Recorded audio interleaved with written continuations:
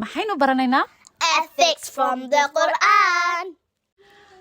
cashirkeena maanta waxa uu ku saabsan yahay dhageysiga ma taqaanaan waxa dhageysiga laga wado Ha. maxaa laga wadaa Hearing. yaa ina baraya Allah. subxaanahu wa tacaala halkeebuu inagu barayaa allah subxaanahu wa tacaala Quran. ma sheegi kartaan halka ay qur'aanka kaga jirto Ha. haye ma akhriyi kartaan Ha. akhriya Surah Al-Isra, Ayah 36.